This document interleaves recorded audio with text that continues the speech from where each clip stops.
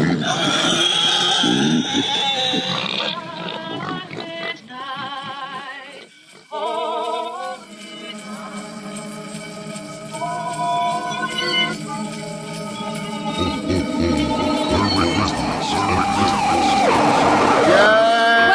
to Oink Time Christmas Special Show. Yay!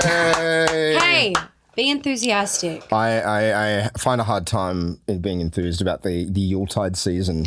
I'm Jen Carnovale. I'm Ben Ellwood. Do I introduce myself? Yes. I'm Shaun Allen. We're with our producer, Shaun Allen. It's our end of year Christmas show or happy holiday show if you are a politically correct person. Oh, yeah. I am not. I'm assuming most of our audience are highly triggered, woke, politically correct people. God. Yeah, I don't think they would have sat through a whole episode if they were that. Yeah, no, I don't think so either. No. I have so much rage. I was at a gig the other night where a young man said the phrase stupid bitch with the implication that he was being ultra angry, like it was a joke because it was such a juxtaposition to his personality. And 3 of the women in the audience said that he shouldn't use stupid bitch because it's triggering for women. And he said, is it triggering for you? And I was like, no. But then didn't they turn on you for saying that it wasn't triggering? Yeah, but I feel like that to say that comes from such a fucking place of privilege. Oh, absolutely. Do you know what I mean? Absolutely. To saying the word stupid bitch is highly offensive to me and triggers me is so fucking privileged. It depends on the context. If someone walked up to you and went, "You stupid bitch," That's then of course. that's triggering. Yeah. I had But a crazy man in the city today walk past me and he was just talking to himself, but he screamed in my ear, "You fucking can't do it!" And I jumped up and I was like, I think that guy lives in my head. yeah, I know. It was either a man or just like another fucking paranoid hallucination. But that scared me and that did shake me up a little bit. But then to suggest that if I hear the words fucking can't do it are going to trigger me are obscene. I mean, it's pretty out of control. I was talking to someone the other day. They were asking me, what movies do you like? And we got onto the topic of art house movies, and I was like, "Oh, have you seen Under the Skin?" And this guy was like, "No, what's that?" And I go, "Oh, it's a movie starring Scarlett Johansson," and the name didn't even roll out of my mouth before someone who was unrelated to the conversation just darted in and went, "Oh, Scarlett Johansson, is she playing a member of a race that she doesn't actually belong to?" Like, where was this? At a fucking pub. But it's just like, man, if you want to graph the problems in the world, I'm not saying let's not talk about whatever, the appropriateness or inappropriateness of a white person playing a character who was in a manga that's 25 years old that was Asian and now she's not Asian. Like, sure, let's have a discussion, but if you're going to graph the problems of the world right now, the world is on fire and neo-Nazis are running the show. I don't think Scarlett Johansson's starring role in Ghost in the Shell, which no one saw and was a failure, great comic book, though. Great. Yeah, great fucking, but you know what I mean? It's just like, what are we fucking losing our minds over? It feels like a lot of people are assimilating new ideas in their own consciousness, and instead of just kind of looking inwards at their own maybe innate prejudices and that kind of stuff, it's just easier to yell in everyone else's face and get offended and outraged. And like you said before, it really does come from a place of extreme privilege. You know who's not triggered when someone walks into a room and goes, "Hey dudes"? Someone digging through trash in Mumbai. Or just they're not fucking triggered the whole world. Of India. Yeah. Like anyone with an actual problem in their life. Yeah. So to be triggered, and again, this isn't to diminish all of these things do need to be discussed, but the level of pique and outrage and the desire to burn someone's entire life down and accuse them of just being a reprehensible fuckhead that's irredeemable because whatever, they said something clumsy or they did something stupid. It's beyond the fucking pale. And it's sorry, I'm so fucking angry about this at the moment. Let it out, What Benny. happened? What came up? Let it out, Benny. What triggered it? What triggered me? You know what did trigger me? It's like like I can't handle fake wokeness. It's like male feminists who bang on louder than anyone else, where it's just like, what is this for real, or are you shadowboxing a demon in your own head, or are you absolving yourself of your own innate guilt? Did you see the recent Hannah Gadsby thing? Oh, hang on. Wait, no, not Nanette. I was going to say. She made a speech somewhere. It was just about... Where she said good men aren't allowed to talk about bad men. Yeah. I just sort of like... I get it, but to me, I'm just saying, well, okay, just tell me what to do. just tell me what to do. I give up. Like, you need to die. You need to die because I'm not allowed to comment. I'm supposed to comment on it, or I'm not supposed to comment on it. also the idea that I'm in all these cars with friends and they're all just hollering at women and I'm laughing along with them and it's just like, no, call them out. It's just like, generally if someone's hollering at a woman, that person's not my friend. Yeah, you're not hanging out with them. You're not in like the car if with someone's them. also yelling at like some old man on the side of the road, they're also not my friend. You know, it's just fucking a type of personality. There's just so much vitriol going out at other people. It's insane. I mean, and like I've had crazy stuff happen to me. I think everyone has. And I've had moments where they do remind me or trigger, I guess, horrible memories. I mean, I'm reading a fucked book at the moment. It's actually a great book. It's called Educated by this woman called Tara Westrow. And she was basically homeschooled by survivalists in America and she ends up writing a PhD at Cambridge and it follows her story. It's magnificent. Right. But even reading that, there's been moments where I'm like, have memories of my own, which are really distressing. But my thought is never to be like, you shouldn't have written that book. Do you know what I mean? Like, it's really hard for me to understand the emphasis on blaming someone else for using a word that I don't like. It's really hard for me to see how, like, why someone else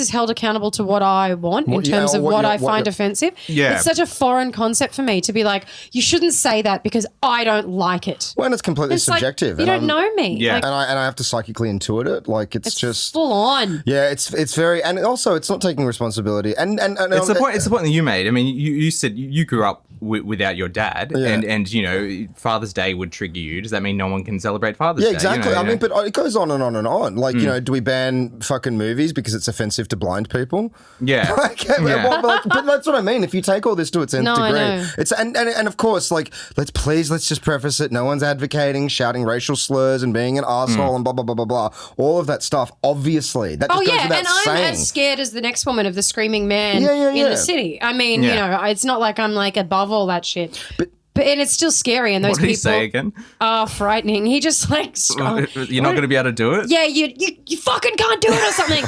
he like swore. He was talking to himself, I hope, but it was like directly in my ear, and I was like leaning on a pole reading, so it was quite startling and scary. But it's just, even then, like, I'm not gonna. That dude's clearly crazy. Like, he's not thinking I'm gonna, you know. It's a very. I mean, I think it's a very mentally detrimental headspace to start advocating for the banning of this and that because, you know, I mean, it's classic exposure therapy. If there's something that upsets you, resisting it and blocking your ears and never leaning into it doesn't make you stronger. It makes you so much weaker. And you know, and all. I mean, there's all these psychological studies of it. That the more you kind of, it's basic psychological, like that's standard. That's Acceptance. 101. You know, yeah, like that's psychological conditioning. Lean into the thing. You know, Acceptance. It's like when I'm in a very, very, very bleak mood. You know, there's always a kind of a frosting of bleakness, but when it goes real Today deep, could be perceived as one of those days. I'm just tired, man. I'm just tired, and I don't like most people. But present company accepted.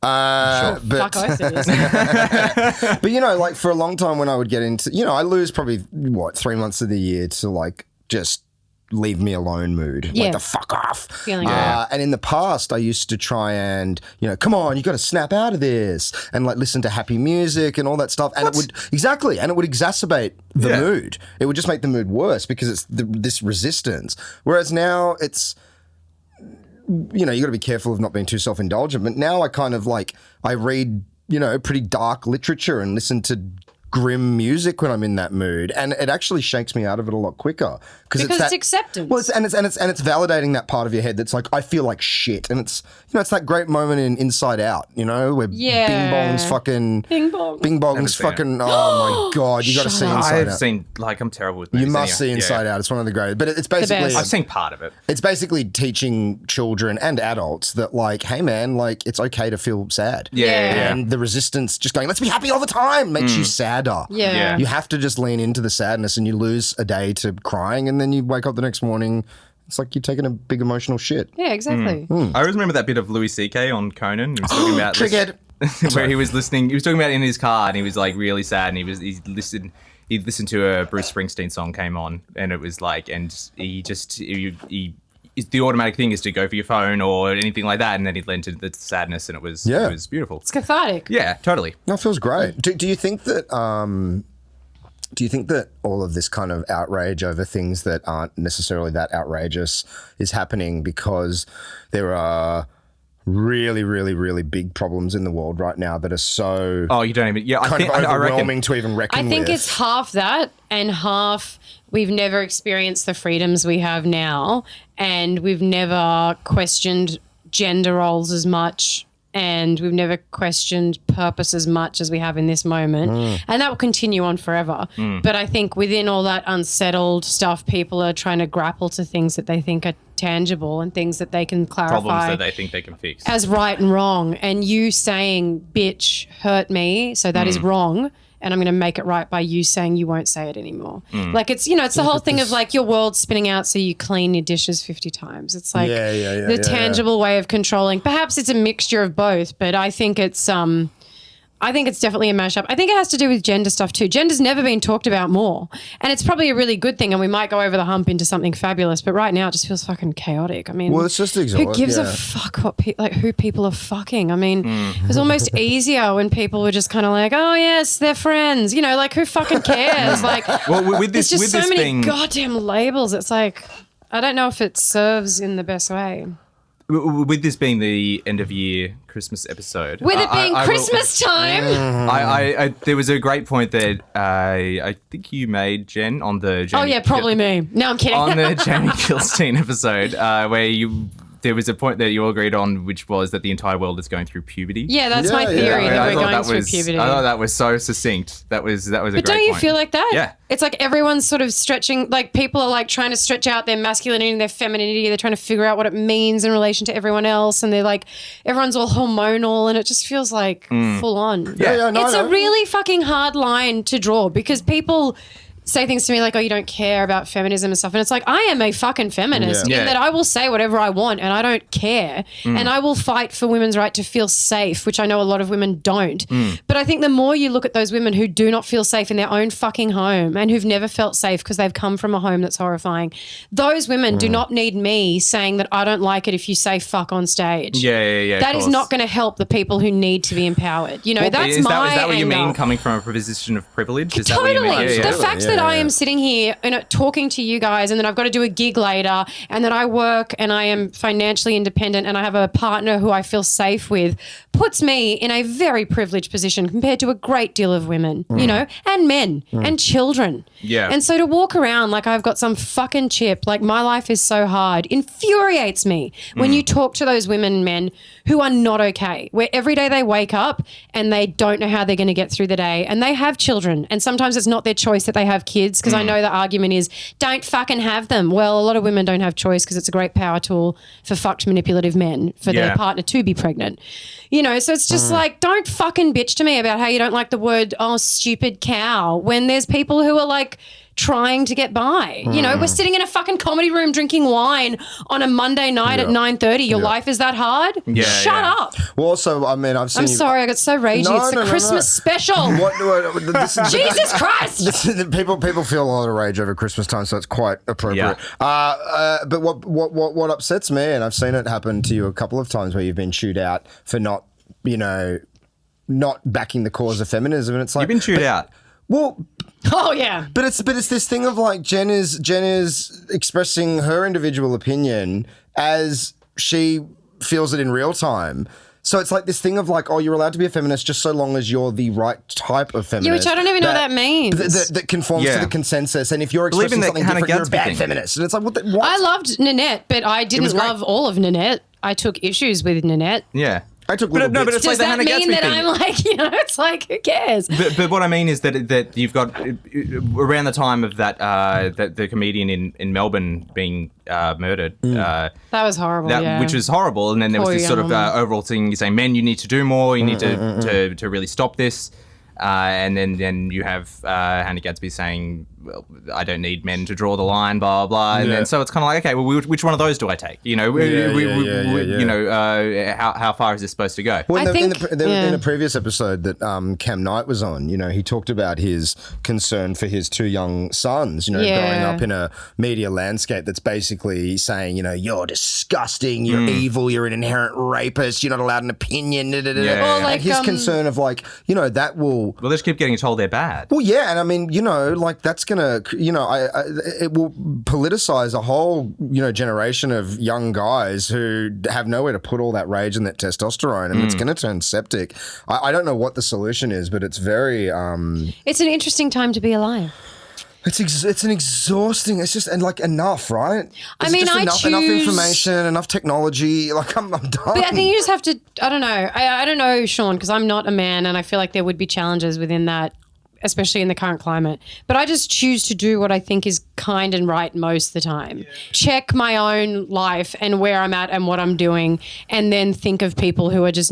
The fact, we talk about how our lives are in disarray and when we have anxiety and bouts of depression, the fact that we are eating and doing this means we're better off than heaps of, I don't know. I try and check that, and then if people don't like what I have to say, I don't particularly care, because as a feminist, I have the right to say whatever I like. Yeah. And, that doesn't mean I don't relate when women are petrified at night. I get scared walking home. I still carry my keys like they're a weapon. I get scared of crazy men in the city. I walked down Newtown today in the middle of the day, and there was this mulleted, freaky man yelling at poles as he walked down the street next to me. And the rage I felt at being scared of him was insane, So there's no misconceptions of women finding a lot of challenges, but I don't think you can deny that men do too. Yeah, I think it's fairly superficial for us. I think toxic masculinity is a problem within the male sphere, but it's a problem in the sense of it's locked a lot of guys into this very kind of two-dimensional definition of what it is to be a man.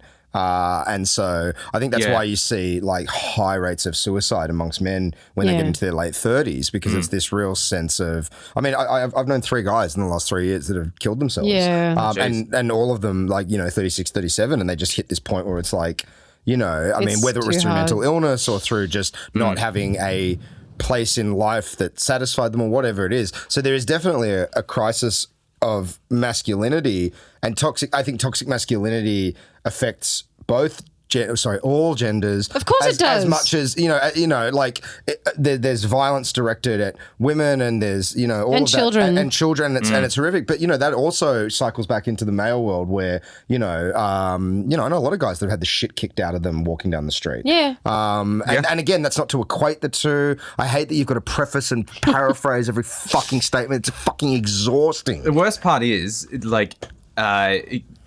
and I'm only returning to the How to Gatsby thing because this was such a fucking huge point, that anytime that someone makes a good point, because I was looking at this thing on ABC and I was looking through the comments, which I don't usually do, but I just wanted to see what people were saying. Yeah. And there was these perfectly well articulated points that was just generally just well, come on, I'm trying my best here. What am I supposed to do? That kind of thing. And then underneath there, someone's just if she hates men so much, why does she dress like one? Yeah. And it's just fuck. Okay, they're not. Those aren't the same comments. That's one fucking idiot, and then one fucking nuanced thing. And it's a guy I used to do a radio show with. We spent 6 months trying to do this sort of mini documentary thing on a bunch of men's rights activists. And they were raising some really great points, and then would just be but those fucking feminist bitches or whatever. And it'd be you fucking had something before. Just shut up. Why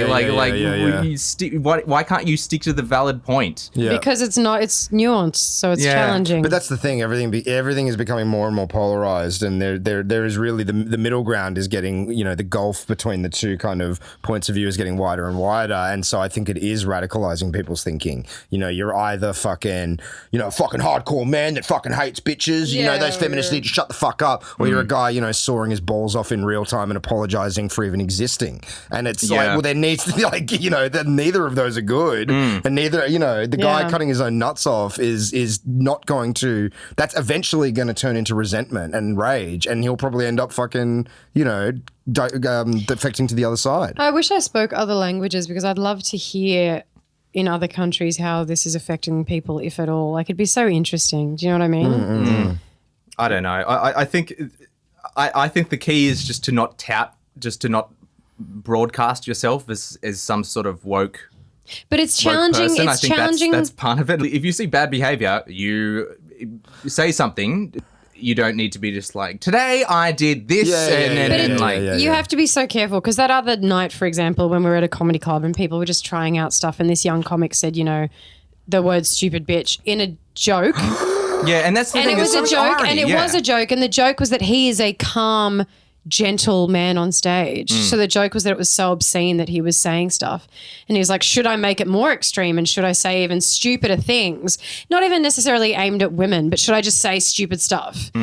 And when they were like, I'm offended, and then he said, are you offended? And I said, no. It was like I'd said the most horrific thing possible. And there was no conversation because it was too tense and it was too, you could cut the tension with a knife. Yeah. And I didn't feel like having that argument over 2 words in that moment. Yeah. So it's just easier for people to be like, meh. Anyway, this is our Christmas fucking episode, you guys. That's what it is. The wokeness is. I feel like the wokeness a lot of the time is a get out of jail free card. I think I've told you guys before. I went to a queer burlesque night one night. And they came out and they did the whole, we'd like to thank the Gadigal people of the Eora Nation for allowing us to perform our show on their land.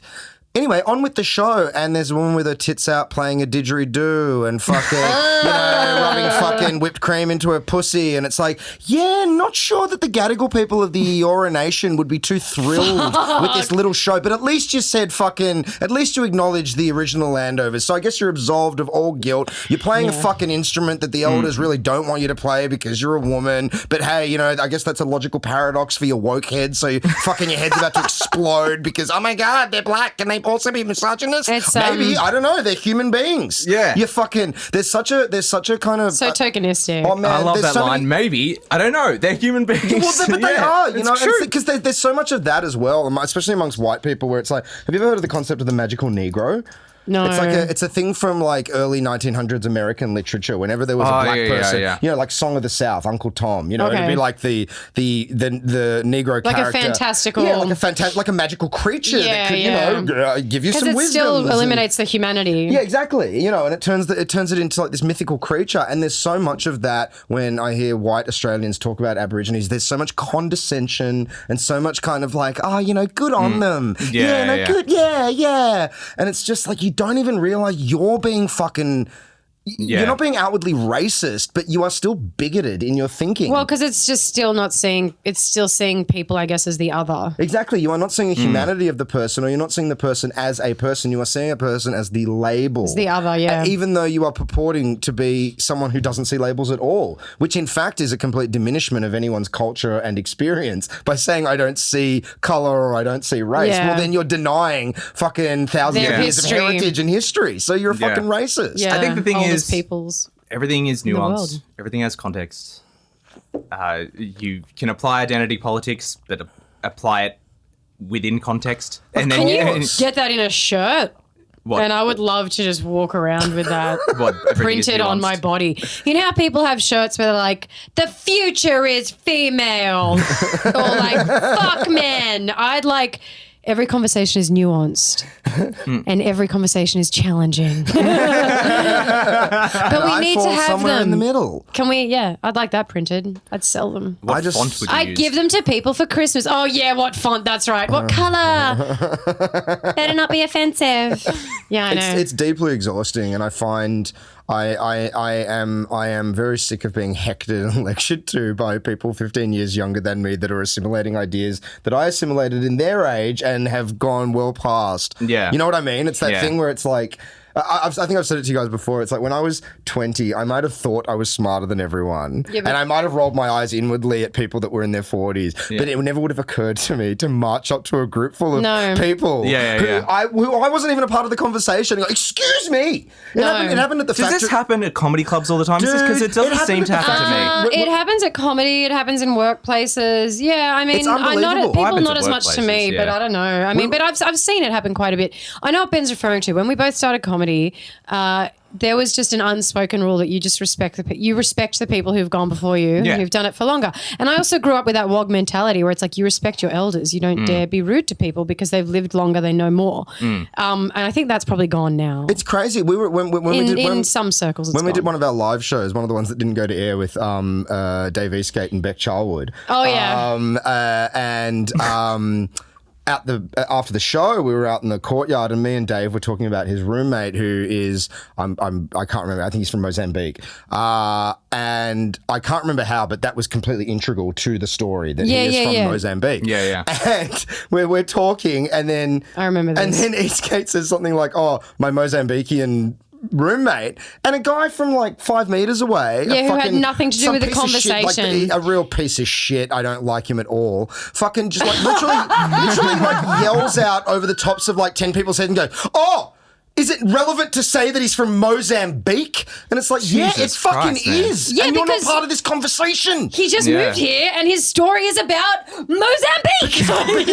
This child heard that snippet out of context and just immediately like, "Oh, it's up to me, white guy, to swoop in and defend that poor Mozambique guy." It's just so, you are fucking condescending. Yeah. And there was context. I know, I remember this story. And it's always the most uncharitable interpretation. It's always like, "Oh, I've heard racism." It's not racist to say someone's from Mozambique. Yeah. That's not racist. Well, if That's we a were statement of overseas, they'd fact. say, "This is my Australian friend." It's just, You know, it's Yeah, like, yeah. we but are. that's what I mean. Like when I was 23, you know, if I'd heard something like that I never would have been offended by that. But if I'd heard something that I was offended by, maybe I would have fucking said something. But I would, like, the way it's done now, with no context, no actual information, just marching up. Excuse me. Yeah. I heard an out of context sentence, and I'm triggered and offended as a white privileged person who's never suffered a day in their life. I think we need to do more podcasts on boiling hot days with no fans. It gets really... Oh, what I want to say on that is we did a bunch of live podcasts, right? We did not release all those live podcasts. Yeah. The reason we chose not to release all those live podcasts was because some of the topics were quite nuanced. Some got quite salty. Some got salty.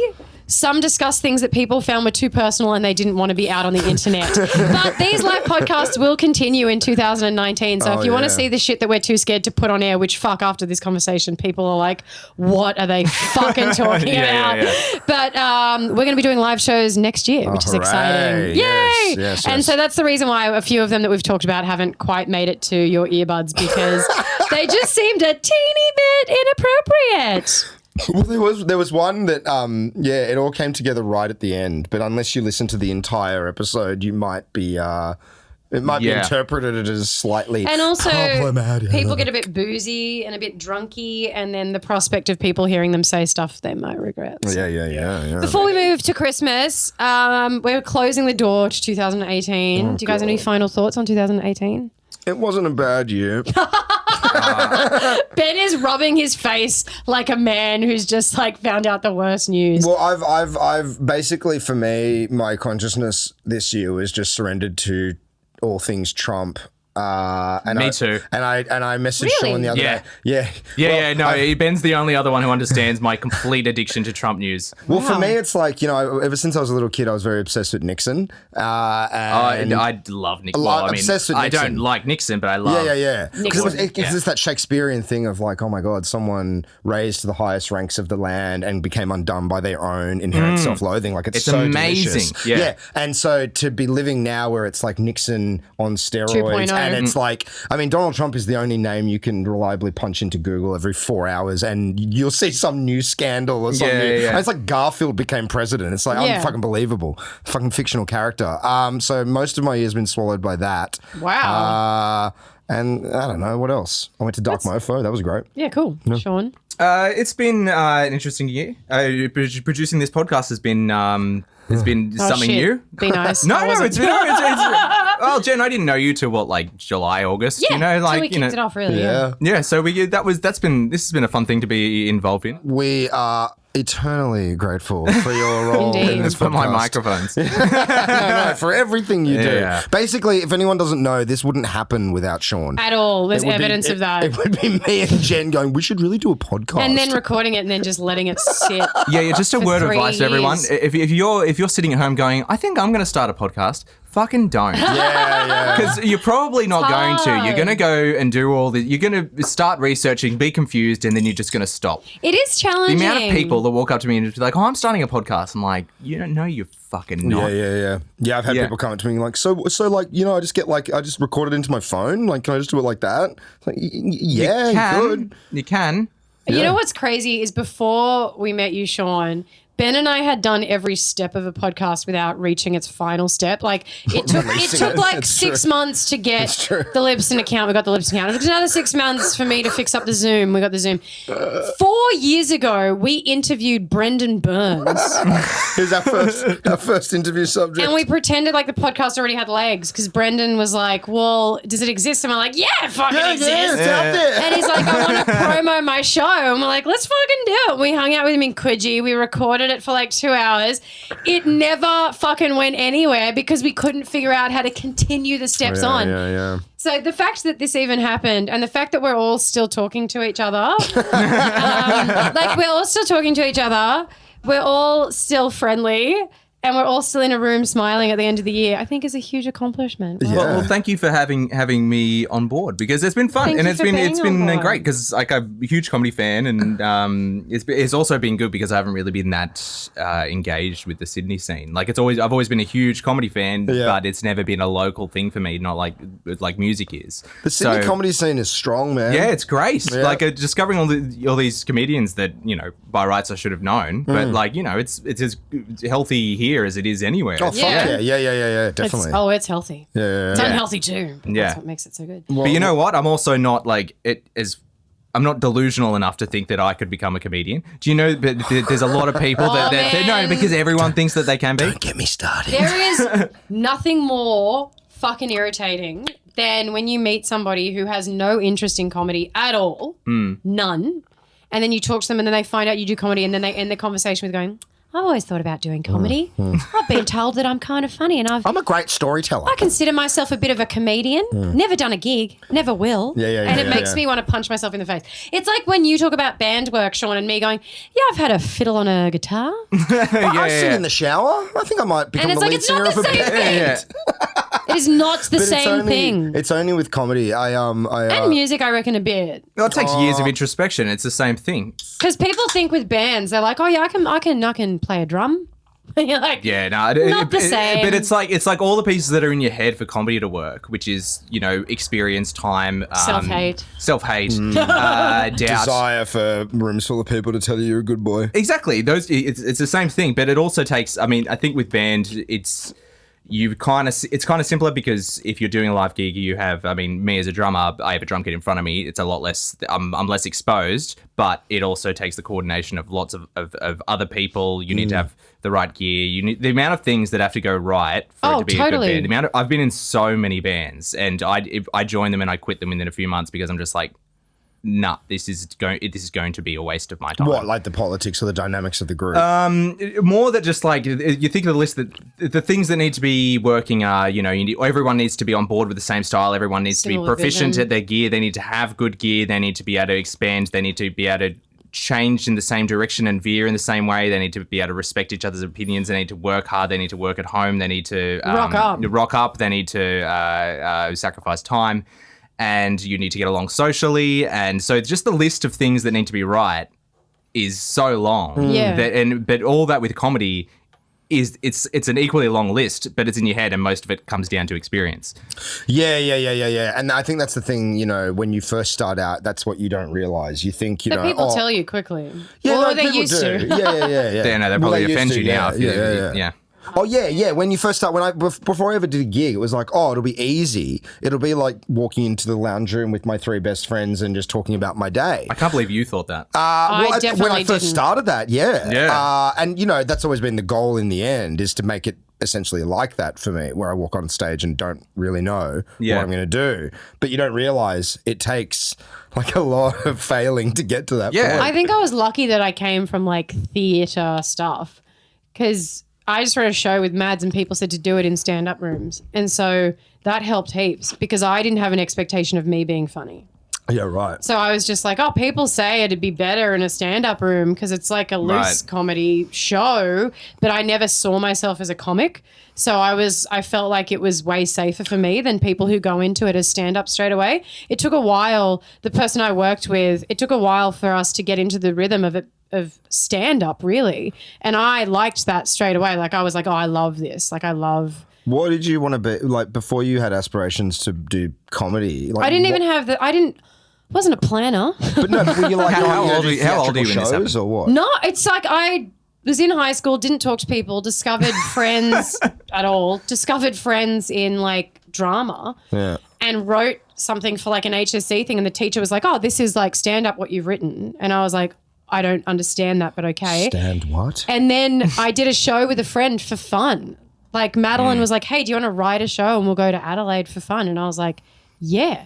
That sounds fun." And then comics saw it there and said to do it in stand-up rooms. Right. So my understanding, I mean, I loved stand-up and I always watched stand-up when I was younger and I always adored comics that I loved, but I never linked myself to it. Yeah. So it was good because I never had that fear because I was like, well, I'm not trying to do what they're trying to do, so it's okay. So I felt like I was lucky in the sense that it was a bit more organic because I didn't put the pressure on myself because I was like, well, I'm doing something on the same stage, but I'm not doing what they're doing. Which was delusional, but it helped me mentally do it, I think. I think that's key. Like sometimes, I mean, it's not key for everyone, but I think it's a really me, great. it was. It's a really great way to get into something without the fear of expectation. Yeah, straight up. Yeah. For me, it was heaps better. Expectation is the bane of my existence. It's the reason I dip out every 6 months and stop doing stand-up. You know, because my expectation starts to build of what I deserve. Yeah, you know what it is? You will go through these, Benny goes through these like manic things where when you decide you are going to put your heart and love into something, you are so offended if the world doesn't do the same. So like when you don't give a fuck about a show or you don't give a fuck about a podcast, or you don't give a fuck, I don't know, whatever you're pursuing in that moment, you don't care about the outcome. The moment your heart is in it. If it is not reciprocal from audience members, family and friends, you are like, fuck you guys. I quit. You are dead to me. true. I am burning it down That's because true. you've I've got decided that. to come to the table. But the irony is, But you when can't expect people to come when you're ready. And the irony is, when my expectations aren't there, I'm funnier on stage. Of course, I'm more happier. successful on stage. Yeah. Like all of the, it's the moment that little, and I don't know how to shake that guy in my head. It's like, oh, you got a head of steam. You got a head of steam. This could be it. Yeah, but that the fact that things are better when you don't care can only come about because you've done the hard work to get to that point. Like that's if you didn't already have years of you being you and getting frustrated and doing it enough to be relaxed. Yeah, getting over that hump. Yeah. That 6 months. It's not like you can say to someone starting out who's been doing comedy for 6 months, you're just like, oh, just don't care. Just don't care when you get up there. Let's say that they could take that advice and just not care. They wouldn't be able to know what to do with it. Because there's a fine line between not, because there's been times where I wasn't as maybe comedically experienced and I didn't care. No, and it just sucked. But like now when I don't care, it's like there's enough kind of like hours logged that somehow your brain just defaults into being funny anyway. And you say not caring, but I think, correct me if I'm wrong, I don't know if that's the correct words. 'Cause I think you do care, but the joy is greater than the fear almost. Because I know what you're saying. Letting go. I feel like now I enjoy gigs, and when I say I don't care, I do care because I don't want to be bad at anything I try. But I don't. I am easier on myself and the joy is greater. So, of course, I care, but it's easy for me to say I don't really care. If you're easier on yourself, like if you eat shit and you're easier Can't on relate. Okay. And you're easier on yourself than you were in the past, conversely, do you feel the joy less when you do really well? Sadly, yeah. It sucks, right? But you know what, though? I care less about different things. So, like, I did a really horrible comedy night. It's renowned for being shit, but you get paid. And I was like, fuck yeah.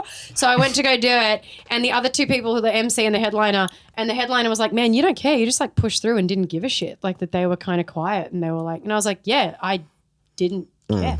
I think, you know what it is? The joy is there when it's an awesome gig and I look forward to it and I get so excited. But if it's a crap gig, I'm able to switch on the job brain almost and just go, I've got a job to do and I'm going to enjoy it and I'm going to chat to these people in a conversational way and own it for what it is, which is 15 disgruntled people in Oatley who don't really know what's happening and me talking to them about my life, But it's like you just call it for what it is, and within that it's kind of very liberating and fun. I once saw you do a gig. It was one of the funniest things I've ever seen. You did a gig in front of like 25, 30 of the most apathetic people in the world, and about 10 minutes in, I can't even remember, it was years ago, and they started just Talking. openly talking, and it was like this din. It wasn't just they just all checked out. It was one of those kind of rooms. Right. And you did not break from your monologue. You didn't reference the fact that they weren't listening. It was just like someone had pressed play on the tape recorder. If it's a crap gig, I feel fucking hilarious. The only thing that sucks is I don't feel like I'm with the audience. But I mean, most gigs are like great. And if I'm upset, I'll be like, hey, shut up, let's talk. But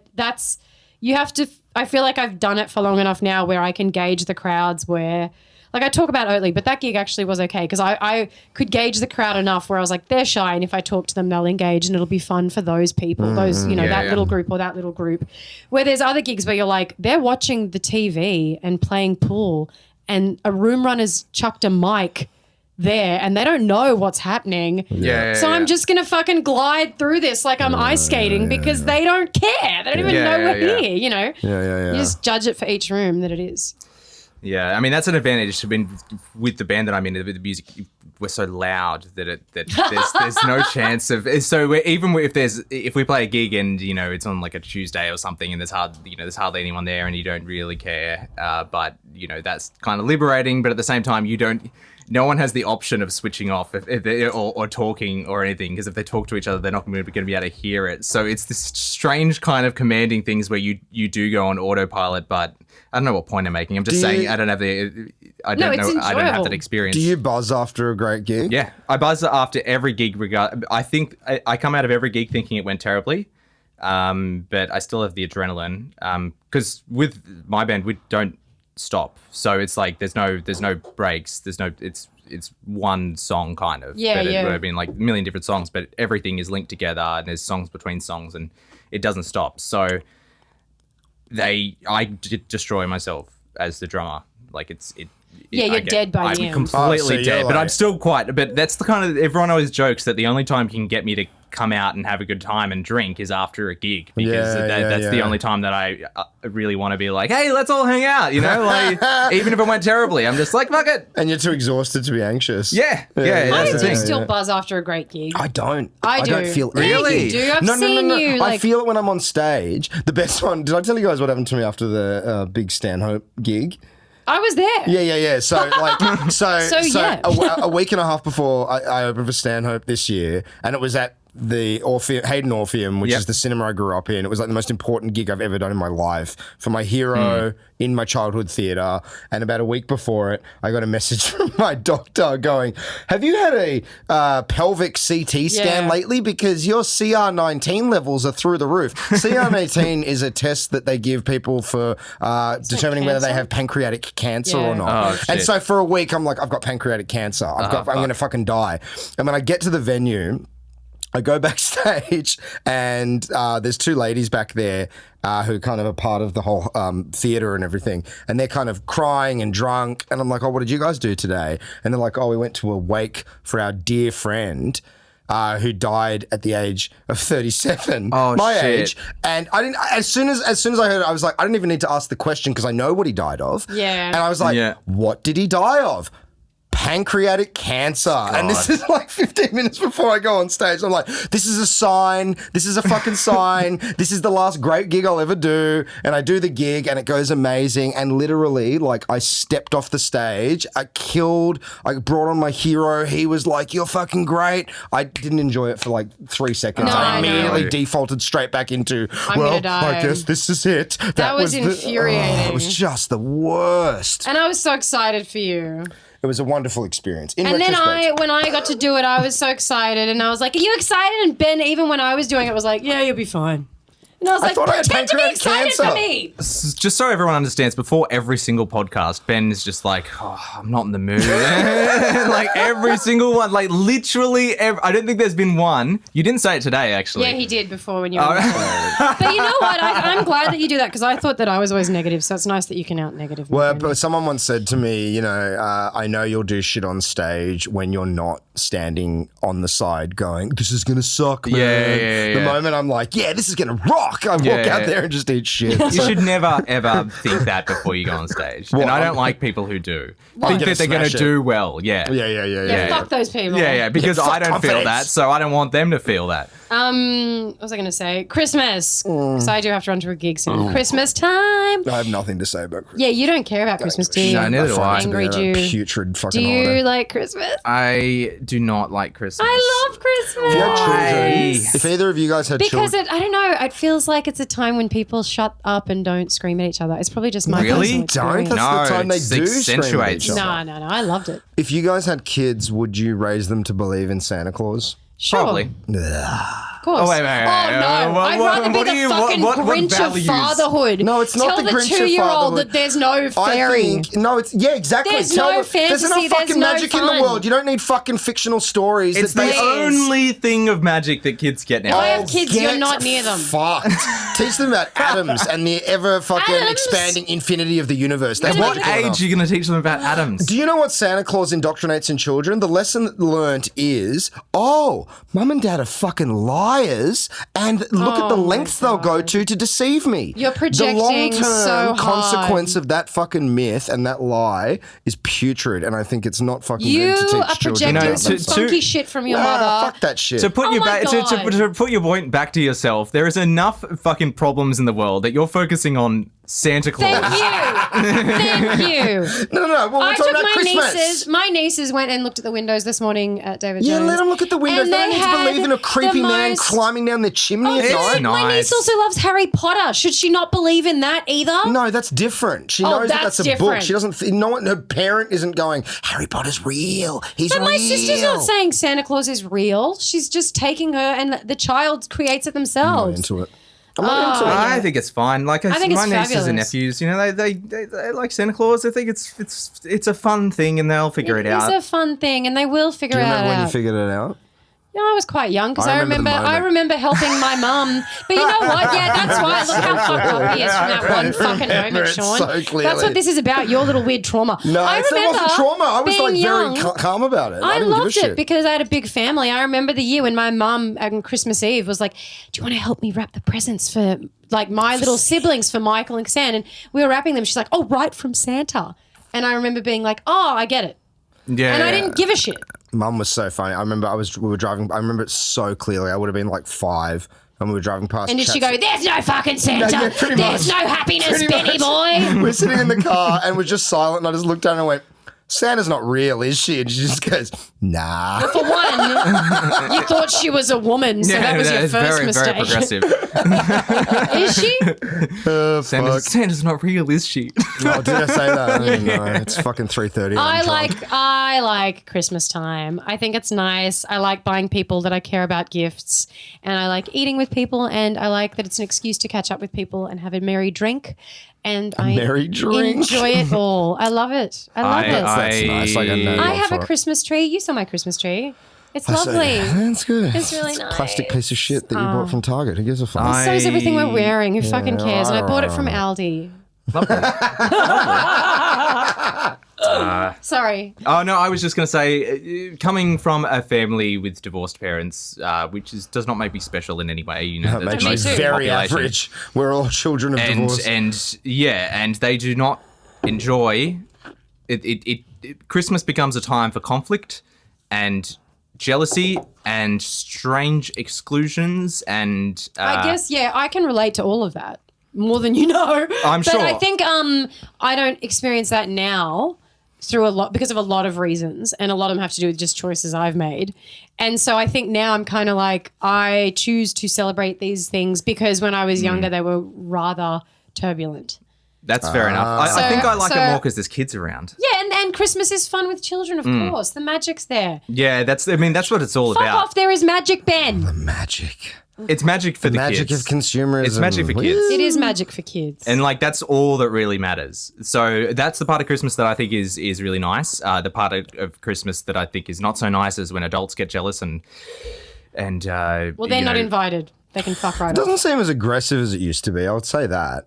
You know what I mean? Like, remember a few years ago, it's like About a month before, 2 months before Christmas, it's like you can go anywhere without Christmas just being aggressively I think that they punching pulled it you in back the a little face. bit. Yeah. Maybe. Now I don't it feels know. like it's just not as there's not as much shit everywhere. There's not as much tinsel Possibly. everywhere. Yeah, there's There's not September tinsel anymore. I don't think. They pulled yeah. it back a little bit. I think it's because Halloween's become a bigger thing. Actually, So that's Halloween Halloween. gets the Halloween. gets the fucking We're money gonna in. have Thanksgiving next. I think that's probably gonna be Well, the next yeah. import in Australia. I don't understand Halloween. Why? I just don't. I never experienced it for myself. See, I love Halloween. I think that's a fun one. The idea that people are just dressing up. That's Yeah, I like that import. And I always loved. I was a big fan of monsters when I was a child. I still am a fan of monsters. I like monsters a lot. But So Halloween is perfectly fine. yeah, no, it's You're gonna fine. tell your kids all the creepy No, stories don't about sit there and Halloween. go, the vampires are real, the zombies are real, they're gonna climb down the chimney and get ya. Yeah, but then you say that in that Santa's an voice, and then they scream. terrifying fucking creature. You don't think Santa's weird? Ben's scared of old. You know when you see those inflatable Santas like climbing up people's balconies and shit? It's like it's a fucking home invader. What the fuck? This bearded weirdo. It's fine. All right, It's been a great year, you guys. it's been a good year. Thanks, Sean. Thank you, Ben. Sean. Thanks for having me on, guys. Oh, thanks, Oinkers. Oinkers unite. We've been great, you guys. Thanks for sticking around. Tell them when we're back. We are back at the beginning of February. We're going to be doing live shows next year again, which is awesome. So you can come to those if you want to see stuff that we're too scared to put on the pod. We're going to bring it all back in February. And if you have any suggestions in the meantime, you can tweet at us at Oink Time Pod.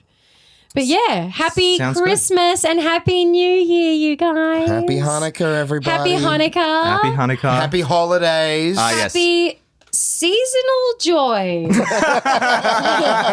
Yay. Yay. Bye. Bye.